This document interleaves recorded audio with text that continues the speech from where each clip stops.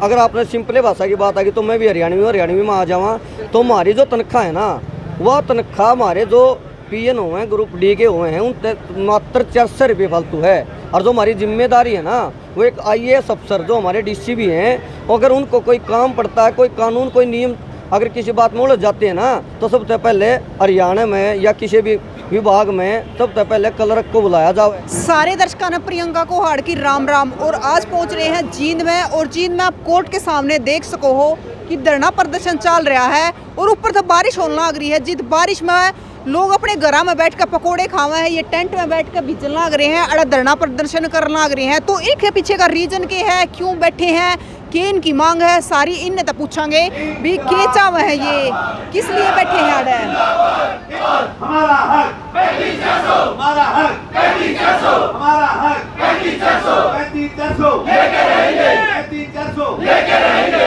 3500 लेके। राम राम जी। राम राम जी। क्या नाम है? सुशील लाठर।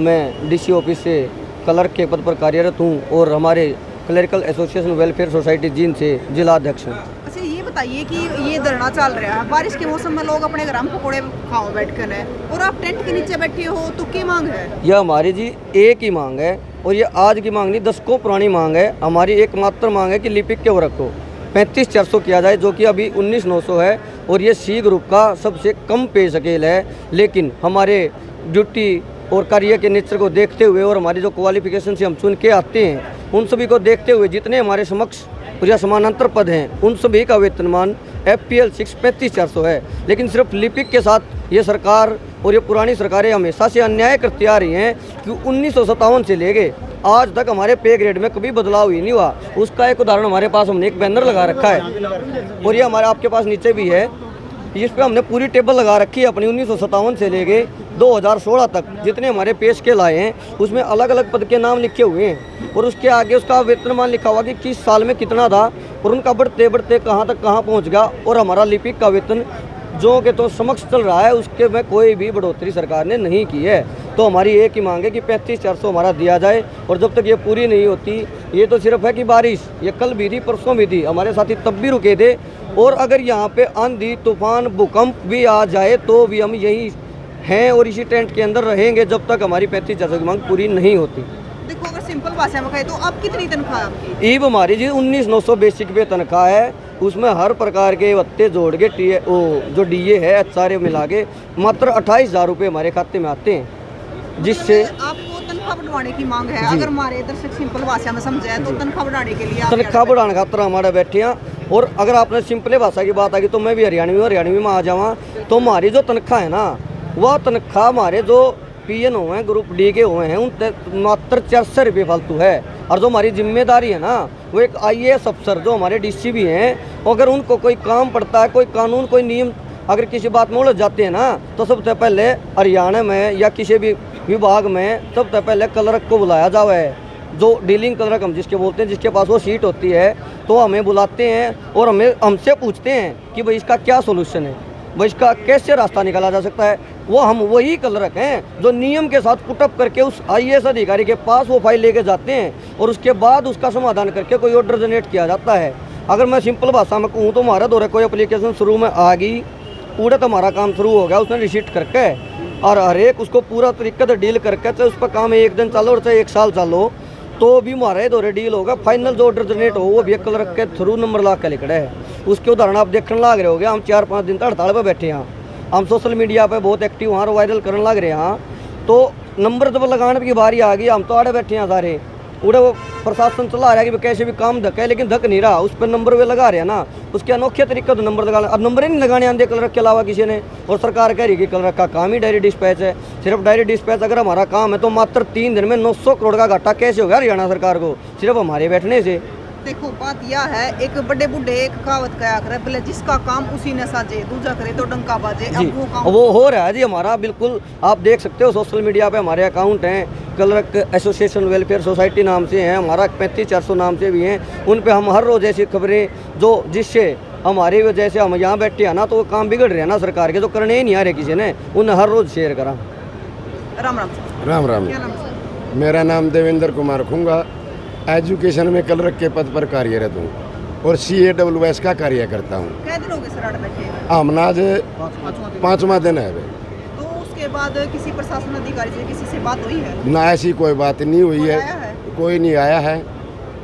तो आपके माध्यम से मैं लिपिक वर्ग की जो पीड़ा है, आज जो बैठे हैं, इनकी एक बात बताना चाहूँगा। जैसे प्रधान जी ने बताया है कि जब से पहला आयोग आया, वेतन आयोग 1957 से लेकर न, सीधी भाषा में बताऊंगा, बहन तो हरियाणा की है और हमारे साथ भी यह बात समझे हैं। जो हमारी गैल 57 में थी, वहाँ जो हमने 5 छोड़ गए, हमने 4थे दर्जे 200 रुपये फालतू छोड़ गए। जय चतुर्थ श्रेणी के सारे बत्ते, लाठी वाला, बैटरी वाला, साबन का, वर्दी का जलावा तो हमारे क्लास पोरते भी 400 रुपये घाट रह गया हैं।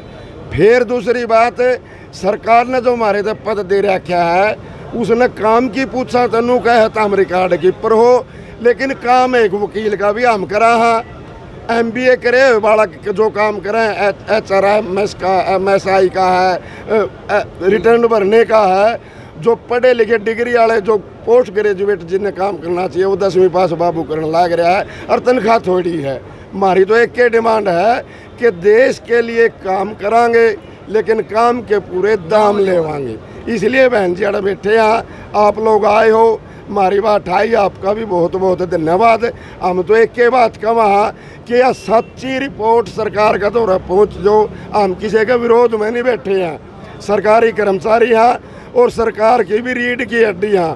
चाहे सरकार बनाने की बात हो, किसी विभाग को चलाने की बात हो, किसी सरकार की नीति को जनता तक पहुंचाने की बात हो, वह सारे काम पे बेकल रख रहे हैं। तो हम भी यह चाहवा कि हमारे काम न देख के हमने दाम मिल जाए, ताकि हम अपना काम करा। जो ही पूरा हरियाणा जो बिरान हो रही है, वह जनता भी तो हमें। हाँ, अगर कोई तहसील करना हो तो मेरा काका ताऊ बाबू मेरा है तो आवा है, माड़ा धरने पर बैठा हूँ।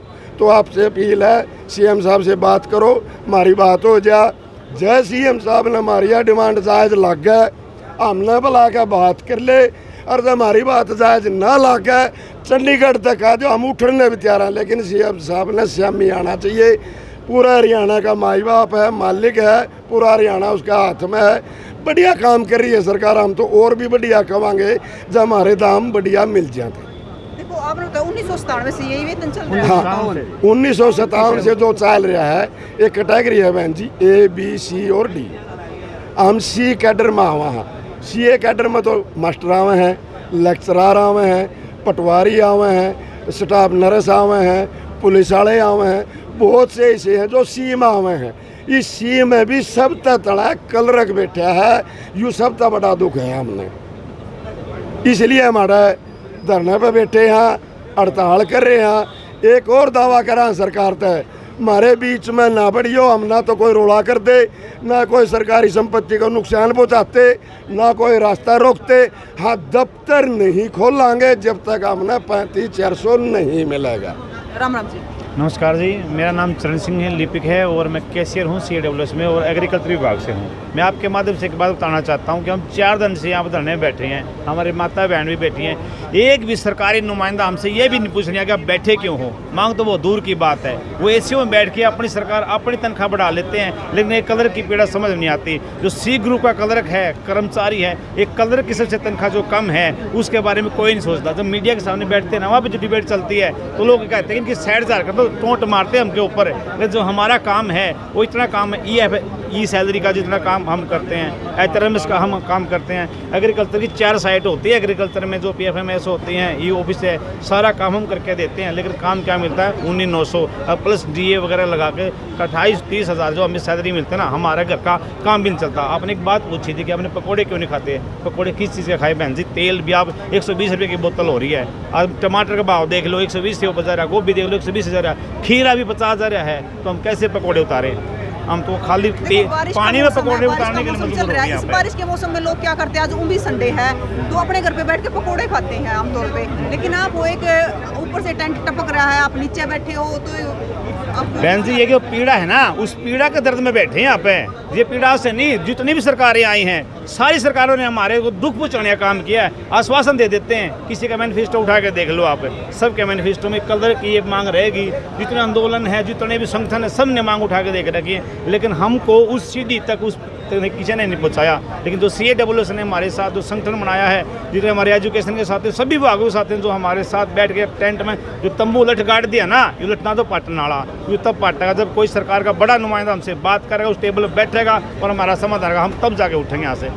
अनिश्चित काल के या तो जी हमें तो अनिश्चित काल के, हमें तो समय पता है नहीं कब से बैठे हम। ये लग रहा है जैसे पूरा परिवार बैठा, पूरा भाईचारा, हमारा जी हाल है क्या, तो उठने नहीं मन करता। तब उठाएंगे, हमसे बात करेंगे, नोटिफिकेशन जारी होगा, आश्वासन से भी उठने वाले नहीं अब तो ये, क्योंकि रोज रोज का काम हो गया तुम्हारा। मातृ शक्ति भी यहाँ पे बैठी हुई है। राम राम जी, नमस्कार। क्या नाम है? शिखा नाम है मेरा, और मैं DC ऑफिस हो हूँ। चुके हैं यहाँ पे। हाँ जी, तो अब कितने दिन तक बैठे रह सकते हैं? हम अनिश्चित तक बैठेंगे जब तक हमारी सरकार मांग पूरी नहीं करती ना, हम जब तक बैठेंगे, जब तक डटे रहेंगे, जब तक मांग जो हमारी जायज़ मांग है, ये 35-400 हमारी जायज़ मांग है, हम जब तक नहीं बैठेंगे, जब तक नहीं उठेंगे, जब तक हमारी मांग पूरी नहीं होगी। देखो, महिलाओं को तो घर का काम भी होता है, साथ में नौकरी मेरी भी गुड़िया करनी भी आई होती थी, अभी गई है उसके पापा के साथ, मैं उसको भी लेके आई थी आज। तो घर का काम तो हमने करना ही है, यहाँ का काम 35-400 लेके बिना नहीं उठेंगे हम।